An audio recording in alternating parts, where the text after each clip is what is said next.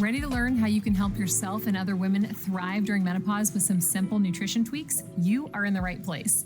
Over the next 5 days, you're going to learn critical information you need to know about common menopause symptoms and, more importantly, how nutrition can help. And this is a huge deal because all women born with functioning ovaries will go through menopause, and symptoms can impact some women for up to 20 years. For example, some women will start experiencing perimenopause in their late 30s, and many women will have postmenopause symptoms that linger into their 60s. And y'all, here is the thing. Menopause isn't just irregular periods and hot flushes. Menopause impacts pretty much all body systems, from our brains to our boobs to our bones and beyond. That means in addition to the lovely period changes and hot flushes, it can also lead to symptoms like weight gain, sleep disruptions, brain fog, mood swings, pelvic health concerns like leaking urine and pelvic organ prolapse, bone and muscle loss, strength loss, and more. And as you can imagine, these changes can have a massive impact on women's quality of life and their progress in the gym. Yet the health and fitness industry treats menopausal women like a niche or ignores them altogether. That's why it's so important that you're here. Okay, rant over, back to the course. When we did a survey of the GGS community, only 3% of women said they had a coach or trainer they could turn to as a trusted source of information on menopause. Even worse, over half the women said they had no source of information whatsoever. Sound familiar? If you're a coach, you might feel totally in the dark. You might be wondering, how do I support my clients? Is there even anything I can do to help? And if you're going through menopause yourself, you might be thinking, is this what the next 5 or 10 or 20 years of my life are going to be like? Do I just have to suck it up and deal with it? Well, here's the great news. There are tons of things you can do to help your clients or yourself ease symptoms and have a better menopause experience while also improving their overall health, well-being, and longevity. Today, you'll build the foundation of your menopause and nutrition knowledge. You'll learn the basics of menopause and what's actually happening in a woman's body, 3 reasons nutrition can make a big impact on menopause, and a game-changing tool you can implement right now to help.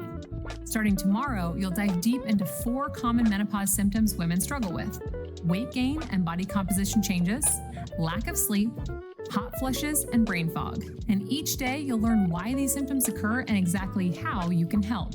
By the end of this course, you'll have a toolbox full of science-based tools that you or your client can use to feel better starting today.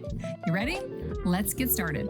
Up first, what is menopause anyway? There's a lot of confusion about what menopause actually is, so let's do a quick biology lesson. Menopause marks the end of menstruation. In other words, after menopause, women can't get pregnant anymore. This most often occurs between 48 and 52 years old, though it can happen earlier. While menopause is clinically confirmed on a single day, the menopause transition is, well, a transition. To explain that, I'm going to back us way up to puberty. This is when girls usually start menstruating. From this point forward, most women menstruate regularly and have the biological potential to get pregnant, though of course, not all women are able to reproduce and not all women choose to. This reproductive phase is known as premenopause. Eventually, premenopause leads into perimenopause.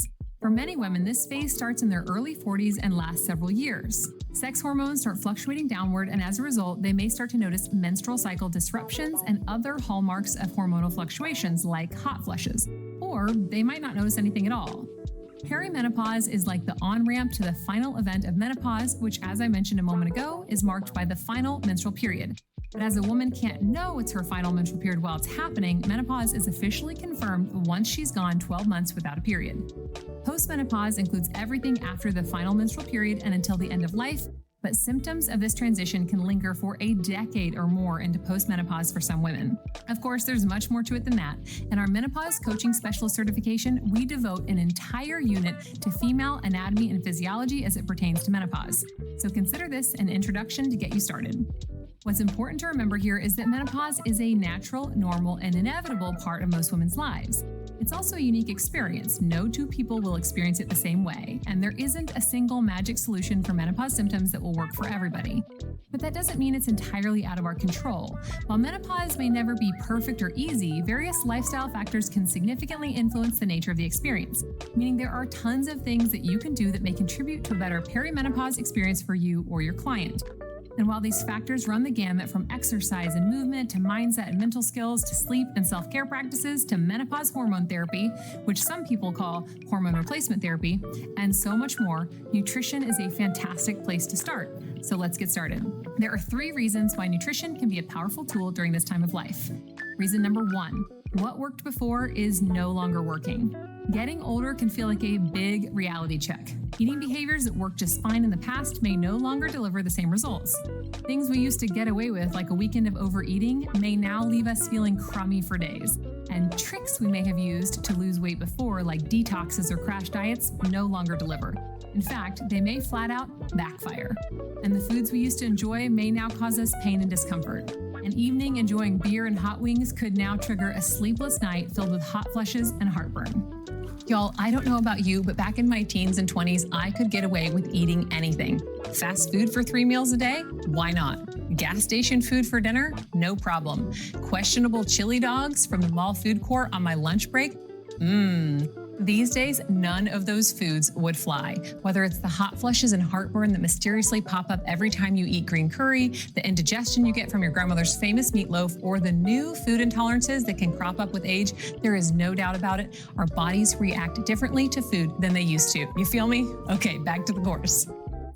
This can feel like a bummer, but it can also be an opportunity. It can be a chance to let go of what isn't working and discover what might work better. As I mentioned earlier, menopause is a full body experience, and it makes sense that symptoms like weight gain, sleeplessness, hot flushes, and brain fog can all be influenced by the foods and drinks we consume. What we eat, when we eat, how we eat, all these things play a role in how we feel. To be clear, your client can do everything perfectly and still struggle with insomnia or brain fog. Certain foods won't fix menopause, nor would we ever suggest that a client is to blame for causing her symptoms by eating the wrong foods. But just as certain food habits are no longer working, it's entirely possible that new food habits can work better. This is why experimentation is so useful, and I'll give you a powerful tool to help with this at the end of today's lesson. Because if your client can notice how nutrition impacts her body and influences how she feels, she can make adjustments that help.